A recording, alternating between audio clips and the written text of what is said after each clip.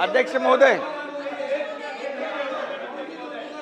अरे ते तुमचे हे कुठे गेले, मित्र कुठे गेले, हे बाकी लोक कुठे गेले? घरी गेले का? अध्यक्ष महोदय, मगाशी मी सभागृहात नव्हतो मी मगाशी ते चर्चा चालू होती ती मंत्र्यांनी मला सांगितलं आणि तुम्ही तसे निर्देश देखील दिलेले आहेत. मला एवढंच सांगायचं आहे की सभागृहाचं कामकाज जे आहे तुमच्या अध्यक्षतेखाली चालतं. आज मी त्यांना सांगू इच्छितो की काल जो एक जोर का झटका धीरे से लगा है, त्यामुळे त्यांचं मानसिक संतुलन बिघडलेलं आहे. आणि दुसरी गोष्ट, मानसिक संतुलन बिघडलंय आणि त्यामुळे आता आणखी झटके लागणार आहेत.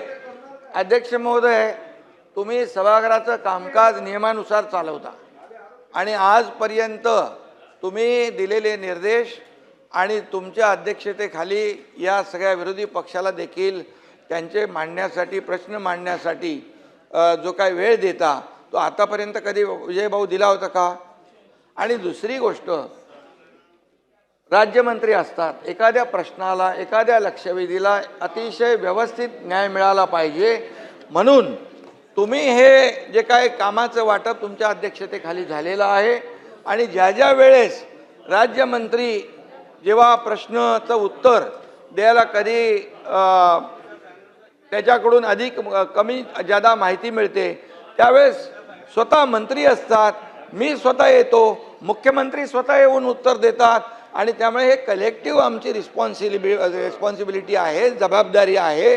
त्यामुळे काय आहे, आता काय झालंय, त्यांच्याकडे मुद्दे नाही आहे, ते डेस्परेट झालेले आहेत, फ्रस्ट्रेट झालेले आहेत आणि आता त्यांचं मानसिक संतुलन बिघडलेलं आहे. त्यामुळे आता ते नाही आहेत. नाही तर मी बोललो असतो, कोण होता असं तू, काय झाला असं तू, अरे वेड्या असा वाया गेला असं तू, अरे काय आहे. त्यामुळे अध्यक्ष महोदय, त्यांना जे जे काही प्रश्नांचे उत्तर पाहिजे त्यासाठी सभागृहात थांबले पाहिजेत आणि म्हणून प्रत्येक प्रश्नाचं उत्तर द्यायला सरकार समर्थ आहे. बिलकुल आम्ही समर्थ आहोत. प्रश्न मांडण्याची जबाबदारी जी आहे ती त्यांनी पार पाडली पाहिजे. नुसतं स्टंटगिरी करून येऊन इथे काहीतरी बडबड करून जायचं आणि सभागृहाचा वेळ वाया घालवायचा. आणि म्हणून मी आपल्याला सांगतो, विजय भाऊ तुम्ही समजदार आहे, ते जयंतराव, नाना भाऊ, ते तुम्ही बी त्यांच्या नादाला लागले, काय पोराटोरांच्या नादाला लागतात तुम्ही, असं काय. त्यामुळे अध्यक्ष महोदय, पूर्णपणे या ठिकाणी सभागृहामध्ये विरोधी पक्ष जे जे काही या शेतकऱ्यांचे प्रश्न मांडा, या महाराष्ट्रातल्या जनतेचे प्रश्न मांडा, जिथे शेतकऱ्यांच्या अडचणी आहेत ते प्रश्न मांडा, त्याला उत्तर द्यायला आम्ही लोक खंबीर आहोत.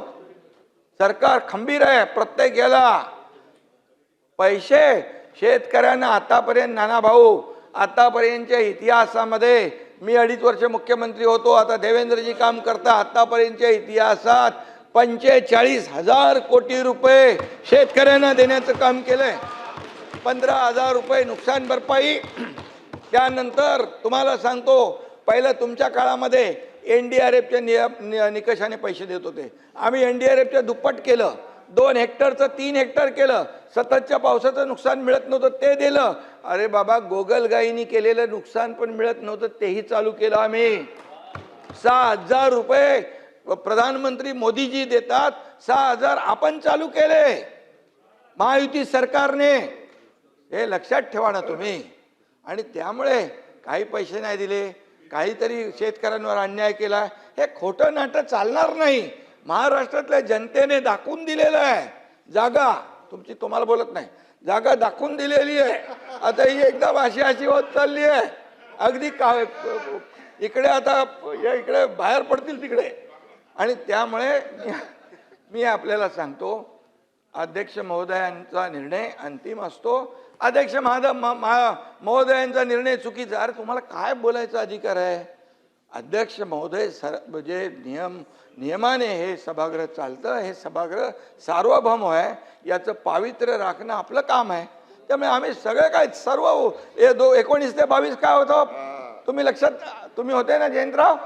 19 ते 22 काय परिस्थिती होती? सांगायची सगळी उत्तरं द्यायला. उत्तर द्यायला कोण सांगायचं? त्यांनाच सांगायचे उद्धव. अरे बाबा, सभागृहात तरी बसायची का लोक? सभागृहात तरी बसायचे का?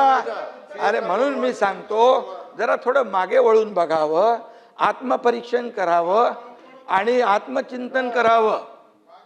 जो जो जो जो शीशे के घर में रहते और दूसरे के घर पे पत्थर नहीं फेंका करते. त्याला समजून सांगा जयंतराव. समझ के लेने दो, नहीं तो पूरे. पाटील साहेब, अरे नाही आहेत ना, जरा समजून सांगा शेजारी. समजून सांगा, समजून सांगा. ठीक आहे. एबीपी माझा, उघडा डोळे बघा नीट.